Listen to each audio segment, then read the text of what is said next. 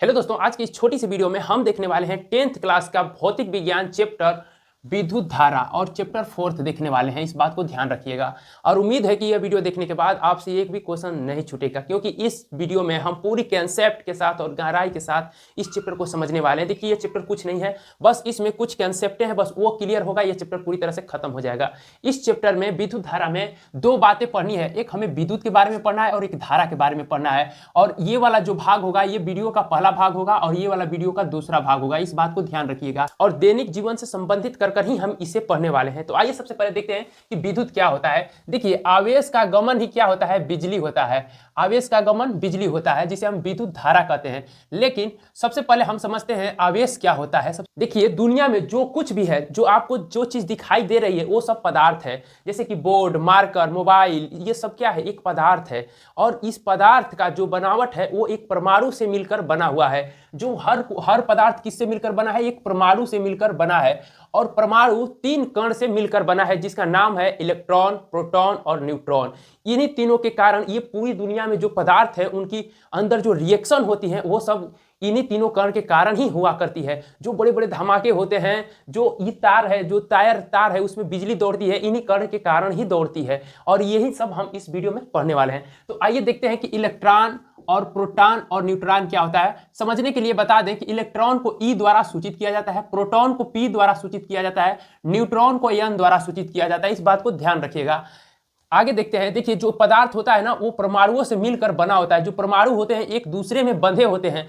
जैसा कि यह मार्कर है, तो यह मार्कर अनेक परमाणुओं से मिलकर बना हुआ है। और परमाणु के और एक परमाणु के अंदर अनेक इलेक्ट्रॉन, प्रोटॉन, न्यूट्रॉन हुआ करते हैं। तो आइए देखते हैं। देखिए, जो एक परमाणु का स्ट्रक्चर देखते हैं कि एक परमाणु के अंदर जो नाभिक होता है ना, उसके अंदर न्यूट्रॉन और प्रोटॉन हुआ करते हैं। और जो इस परमाणु के बाहरी कक्षा में होता है उसे इलेक्ट्रॉन कहते हैं। ये इलेक्ट्रॉन कभी शांत नहीं रहता है, वो इस नाभिक का चक्कर लगाता रहता है। तो आगे चलते हैं, देखते हैं कि आवेश क्या होता है और भी समझते हैं। देखिए, जो इलेक्ट्रॉन और प्रोटॉन होता है ना, इस पर एक नेचर के द्वारा ही ये गुण होता है कि वह इसके ऊपर चार्ज होता है, यानी आवेश होता है। उस आवेश को हम समझते हैं। इलेक्ट्रॉन पर ऋणात्मक आवेश होता है, प्रोटॉन पर धनात्मक आवेश होता है और न्यूट्रॉन पर कोई भी आवेश नहीं होता। इस बात को ध्यान रखिएगा। ऋणात्मक को नेगेटिव कहा जाता है और धनात्मक को पॉजिटिव कहा जाता है। और जो जिस पर आवेशहीन है उसे इसे न्यूट्रल कहा जाता है। इस पर कोई प्रभाव नहीं पड़ता है। आगे देखते हैं कि एक इलेक्ट्रॉन में कितने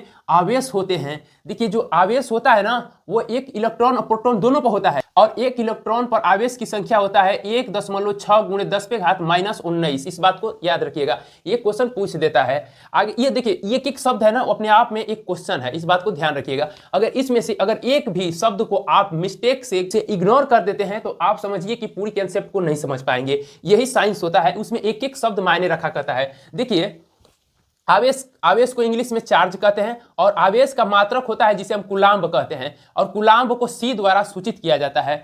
आगे देखते हैं कि जब आवेश की संतुलन बिगड़ता है, जैसे कि हर पदार्थ के अंदर परमाणु है, परमाणु के अंदर इलेक्ट्रॉन, प्रोटॉन है और इलेक्ट्रॉन, प्रोटॉन पर आवेश है, ये बात तो हम जान गए। लेकिन कभी कभार ऐसा भी होता है ना कि वो आवेश बिगड़ जाते हैं, उनकी जो स्थिति है बिगड़ जाती है। जैसे कि ये मार्कर है और मार्कर के ऊपर होंगे ना इलेक्ट्रॉन, तो इस पर हम जैसे रगड़ते हैं तो इन इलेक्ट्रॉन पर कुछ प्रभाव पड़ेगा, इलेक्ट्रॉन की स्थिति बिगड़ जाएगी। तो वही स्थिति जब बिगड़ती है ना, तो इनके अंदर चार्ज बढ़ जाता है, यानी आवेश के ग्रहण होने की क्षमता और त्यागने की क्षमता बढ़ने लगती है।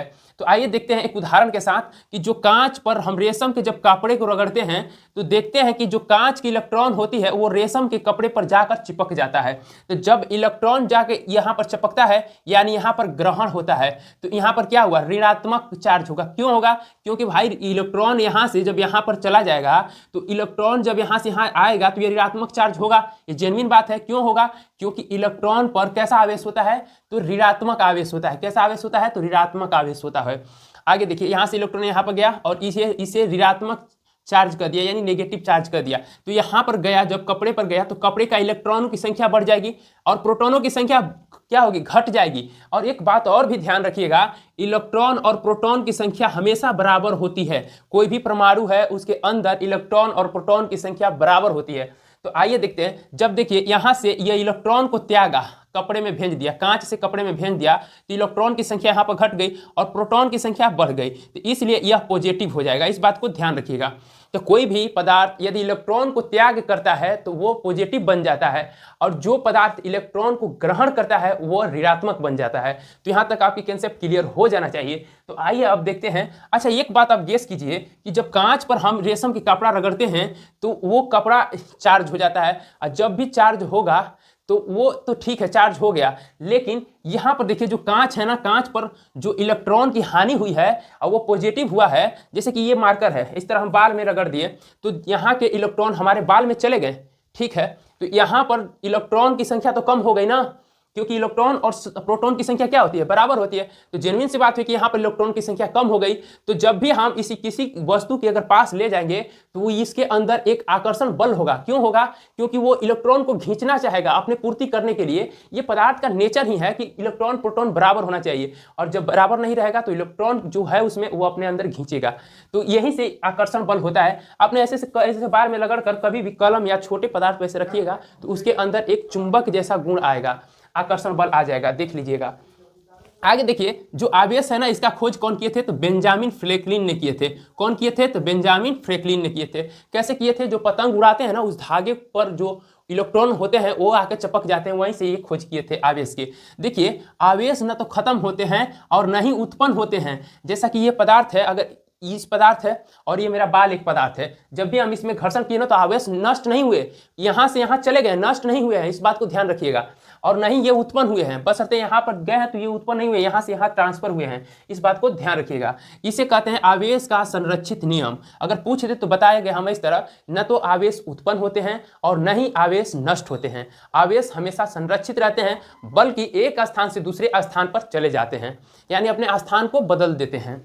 इस बात को ध्यान रखिएगा। आगे चलिए देखते हैं कि जब हम कांच को रगड़ते हैं रेशम के साथ तो ये कांच पॉजिटिव बन जाता है, लेकिन लोहे के साथ हम रगड़ते हैं तो ऐसा क्यों नहीं होता है? जैसा कि अगर कोई लोहा है तो मान लेते हैं कि कोई लोहा है, और जब हम उसको रगड़ते हैं बाल या किसी भी साथ तो उसमें देखिएगा तो चुंबक वाला गुण नहीं आएगा। क्यों नहीं आएगा?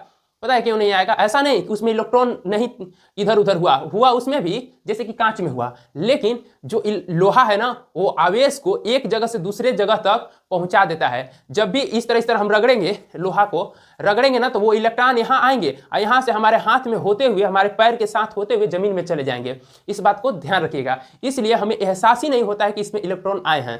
तो ये लोहा के साथ नहीं आपको देखने को मिल सकता है। लोहा नहीं, जो ऐसे चालक पदार्थ है जिनमें धारा की प्रवाह होता है, उनमें नहीं देखने को मिलता है। आगे चलिए देखते हैं कि आवेश का गमन क्या होता है। तो कुछ नहीं होता है। देखिए, एक आवेश यहाँ पर है, एक आवेश यहाँ पर है। ये आवेश यहाँ से यहाँ तक ट्रांसफर होता है किसी भी माध्यम के साथ, तो इसी को हम कहते हैं आवेश का गमन। और जब यहाँ से यहाँ तक गमन होने लगता है तो इसी को हम कहते हैं विद्युत धारा। आगे हम पढ़ने वाले हैं लाइन के बारे में पढ़ने वाले हैं, यानी तार के बारे में पढ़ने वाले हैं कि तार क्या होता है। उसी संबंधित बात को हम नेक्स्ट वीडियो में देखेंगे, इसी वाले चैप्टर के नेक्स्ट वीडियो में देखेंगे। तो आइए समझते हैं कि चालक क्या होता है। भाई देखिए, दुनिया में बहुत सारे पदार्थ हैं, हर पदार्थ हैं, और उन पदार्थों में आवेश गमन करने की अपनी अपनी क्षमता होती है, और उन्हीं के आधार पर हम देखते हैं कि कौन से पदार्थ के अंदर चालक की गुण है, कौन से पदार्थ के अंदर अर्धचालक की गुण है और किसमें कुचालक की गुण है। तो देखिए, जो इलेक्ट्रॉन ही आवेश होता है, ये बात समझ जाइए आप, इलेक्ट्रॉन ही आवेश होता है। तो सिंपल भाषा में जो आवेश को एक जगह से दूसरे जगह तक पहुंचाता हो, यानी कि जिसमें लाइन दौड़ती हो, यानी विद्युत दौड़ता हो, उसे हम सुचालक कहते हैं। और जिसमें थोड़ा थोड़ा दौड़ता है उसे हम अर्धचालक कहते हैं। जिसमें नहीं दौड़ता है ना, उसे हम कुचालक कहते हैं। ये सिंपल भाषा में था। तो इसमें आवेश का गमन होता है, इसमें थोड़ा थोड़ा होता है, इसमें नहीं होता है। आइए कुछ उदाहरण के साथ देखते हैं। देखिए, जो मानव का शरीर है ना, इसमें विद्युत यहाँ से यहाँ तक जाता है। अभी हमने देखा कि जैसे इलेक्ट्रॉन यहाँ से होते हुए हमारे जमीन के अंदर चला जाता है, यानी कि इसमें मानव के शरीर में आवेश जाता है। चांदी में तो सबसे ज्यादा जाता है, यानी चांदी जो है ना पदार्थ में सबसे ज्यादा सुचालक पदार्थ है।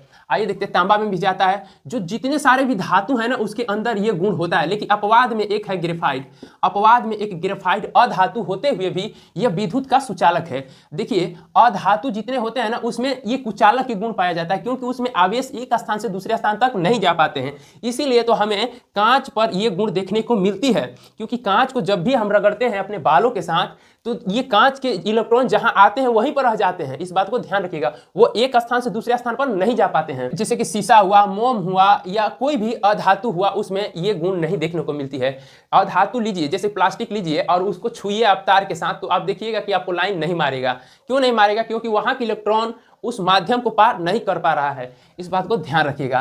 तो अर्धचालक में केवल थोड़ा थोड़ा आएगा, केवल थोड़ा थोड़ा आएगा। ये उपधातु होते हैं जैसे कि सिलिकॉन, जर्मेनियम। यहाँ से क्वेश्चन पूछता है कि इनमें से कौन अर्धचालक है, तो सिलिकॉन, जर्मेनियम। सिलिकॉन तो बार बार पूछता है, इस बात को ध्यान रखिएगा। यहाँ से भी क्वेश्चन पूछता है कि इनमें से कौन सबसे ज्यादा सुचालक पदार्थ है, तो चांदी है। इससे भी ज्यादा सोना में होता है, लेकिन सोना में कभी काल नहीं देता है, सबसे ज्यादा तो चांदी ही देता है। लेकिन जब सोना देगा ना तो सोना को मारना है, इस बात को ध्यान रखना है। आगे देखते हैं विद्युत विभव क्या होता है। जो देखिए जो आवेश होता है ना, जैसे कि कोई भी एक पदार्थ हो गया, एक ले लेते हैं लोहा के तार, यहाँ पर ले लेते हैं हम ए बिंदु और बी बिंदु तक ले लेते हैं, और यहाँ पर हम एक आवेश को रख देते हैं, और इस आवेश को हम चाहते हैं कि बी पॉइंट तक यह पहुंचे। तो कैसे पहुंचेगा, इसको कोई धकेलने वाला एक बल चाहिए ना, हमें कोई बल तो चाहिए ना। जैसे कि मान लो कि मैं यहाँ पर खड़ा हूँ और मेरे अंदर चलने की क्षमता नहीं है, मैं केवल खड़ा रह सकता हूँ, तो मुझे अगर वहाँ तक जाना है तो मुझे कोई धकेलने वाला तो चाहिए ना। तो वो धकेलने वाला जो होता है ना, उसी को हम क्या कहते हैं, विभव कहते हैं। क्या कहते हैं, विभव। विभव एक प्रकार का बल है जो कि आवेश को धक्का देकर वो एक बिंदु से दूसरे बिंदु तक पहुंचाता है, इस बात को समझ जाइए।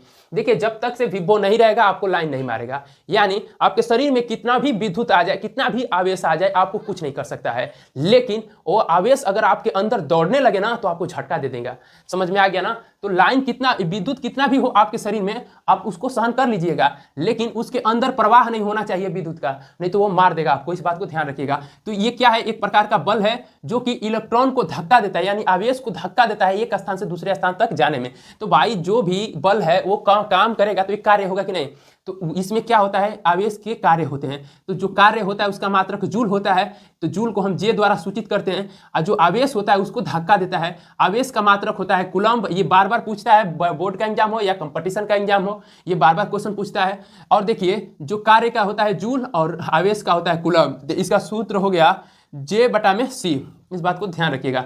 यानी और देखते हैं कि वोल्ट, ये विभव का खोज किसने किया था, किसने बताया कि जो आवेश है उनमें कोई अपने गमन करने की क्षमता नहीं होती है, उसे एक बल द्वारा धक्का दिया जाता है, किसने बताया, तो वोल्टा वैज्ञानिक बताया था। किस वैज्ञानिक ने, वोल्टा वैज्ञानिक ने बताया था। और वोल्टे के नाम पर ही इसे वोल्ट मात्रक रख दिया गया। विभव का मात्रक क्या होता है, वोल्ट होता है। ये मत समझिए कि विभव वोल्ट, एक गलत हो जाएगा। विभव का खोज किसने किया था, वोल्टा वैज्ञानिक ने किया था, इसलिए उसके सम्मान में इसके मात्रक का नाम वोल्टा रख दिया गया, जिसे हम V के द्वारा सूचित करते हैं। और देखिए जब भी अनंत होता है ना, अनंत पर विभव का मान 0 होता है, यानी शून्य होता है, इस बात को ध्यान रखिएगा। इसका खोज वोल्टा ने किया था। अब विभवांतर क्या होता है, जो भी जैसे कि वोल्ट है और जो फोर्स लगाकर एक आवेश को दूसरे स्थान तक पहुंचाता है, अगर उसको पूरा हम उसको कैलकुलेशन करें और उसका मान निकालना चाहें तो हम जो पता चलता है उसे विभवांतर कहते हैं। और देखिए विभवांतर किस में मापते हैं, वोल्ट मीटर में मापते हैं। और देखिए W बराबर क्या होगा, आवेश और वोल्ट को गुणा कर दीजिएगा तो इसका कार्य निकल जाएगा। तो समझ में आ गया, विभवांतर निकल जाएगा। आगे चलिए देखते हैं कि इलेक्ट्रॉन होता है ना, वो उच्च से निम्न की ओर प्रवाह करता है, लेकिन निम्न से उच्च की ओर भी प्रवाह कर सकता है, ये बात नहीं है, ये दोनों ओर कर सकता है। तो देखिए अब यहाँ तक तो आप समझ गए कि कैसे एक स्थान से दूसरे स्थान तक आवेश जाता है और आवेश क्या होता है, यहाँ तक तो आप समझ गए ना। तो जैसे जैसे आविष्कारें बढ़ने लगी तो कुछ पता चलने लगा कि आखिर हम आवेश को कैसे संरक्षित रख सकते हैं। देखिए आवेश को हम यहाँ से यहाँ तक पहुँचाते हैं तो ये भाग जाता है, लेकिन हम चाहते हैं कि आवेश को हम संरक्षित कर कर रखें और जब हमको काम आए तब हम उसको ले लें। तो इसके लिए दिमाग लगाया गया कि इसके लिए एक झोला बनाओ, उसी झोला में रख दिया करो आवेश को, और फिर जब काम आएगा तो उसको निकाल लिया करो। तो उसी झोला को हम सेल कहते हैं। वो सेल क्या करता है कि इलेक्ट्रॉन यानी आवेश को संरक्षित करके रखता है अपने अंदर, जब हमको काम आता है तो हम उससे बाहर निकाल लेते हैं। तो बात समझ में आ गया ना कि क्या होता है सेल, क्या होता है सेल, समझ में आ गया ना। सेल होता है इलेक्ट्रॉन को स्टोर करने वाला, क्या होता है, इलेक्ट्रॉन को स्टोर कर रखने वाला, यानी संरक्षित करके रखने वाला। समझ में आ गया ना। इलेक्ट्रॉन को आवेश भी कह सकते हो, इलेक्ट्रॉन भी कह सकते हो, कोई दिक्कत नहीं, आवेश ही इलेक्ट्रॉन होते हैं, इतना तक समझ जाओ। और देखो आज की जो बैटरियां होती है मोबाइल की हो या गाड़ी का हो, इसी का एडवांटेज है। लेकिन सेल की खोज किसने किया था, ये भी क्वेश्चन पूछ सकता है, तो वोल्टा ही ने किया था, इस बात को ध्यान रखिएगा। वोल्टा जो वैज्ञानिक है, इटली के हैं, इन्हीं ने सेल के खोज किया था कि भाई इलेक्ट्रॉन को भी हम संरक्षित कर रखना चाहिए। तो आगे चलिए देखते हैं कि सेल में क्या होता है। तो रासायनिक ऊर्जा विद्युत ऊर्जा में बदलता है। देखिए एक हम सेल बना लेते हैं, जैसे टॉर्च वगैरह में आप एक बैटरी देखे होंगे ना, इतना बड़ा सा, वो एक सेल है, इस बात को ध्यान रखिएगा। तो वो एक सेल होता है जिसके दो द्वार होते हैं, एक इधर और एक इधर, एक पर होता है प्लस और एक पर होता है माइनस, इधर से इलेक्ट्रॉन इधर की ओर गमन करते हैं, इस बात को भी ध्यान रखिएगा। देखिए जो ये द्वार होते हैं ना, इसको टर्मिनल कहा जाता है, इस बात को भी ध्यान रखिएगा। तो यहाँ पर पॉजिटिव टर्मिनल और यहाँ पर निगेटिव टर्मिनल, दो टर्मिनल होते हैं, और जब भी हम सेल को जोड़ते हैं ना तो वो बैटरी बन जाता है। यानी साफ शब्दों में कहा जाए तो सेल के समूह ही बैटरी हुआ करता है, इस बात को भी ध्यान रखिएगा। सेल का प्रतीक काफी पूछा जा सकता है, तो देखिए यहाँ पर एक बड़ा लाइन खींचिए और यहाँ पर एक बड़ा, और यहाँ प्लस के द्वारा दर्शाइए और यहाँ पर छोटा माइनस के द्वारा दर्शा दीजिए। कुछ इस प्रकार सेल का प्रतीक होता है। सेल को अगर आपस में हमें जोड़ना है तो उसके लिए हमें एक और प्लस और एक और माइनस रखकर सटाना होगा, और इसी तरह हम कई सेलों जोड़ सकते हैं, कई सेल जोड़कर हम एक बैटरी का निर्माण कर सकते हैं। तो उम्मीद है कि आपको आवेश से संबंधित बातें समझ में आ गई होगी। तो यही आवेश मतलब विद्युत, विद्युत मतलब इलेक्ट्रॉन, यही है। समझ में आ गया बात? अगर आपको यहाँ तक क्लियर कंसेप्ट हो गया होगा तो आपको धारा समझने में बिल्कुल कठिनाइयाँ नहीं होगी, क्योंकि ये आवेश के प्रवाह ही क्या होते हैं? धारा होते हैं। तो यहाँ तक आपको क्लियर हो गया होगा। तो मिलते हैं नेक्स्ट वीडियो में और सेकेंड वाला भाग के साथ।